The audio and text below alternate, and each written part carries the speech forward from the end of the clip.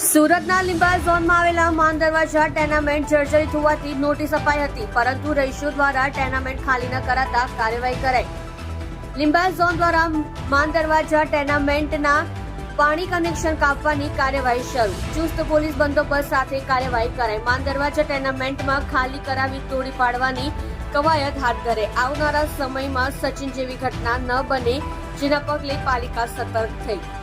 સત્ય માટે હંમેશા સત્યની સાથે જોડાઈ રહો. આ સુરત ન્યૂઝ ચેનલની સાથે.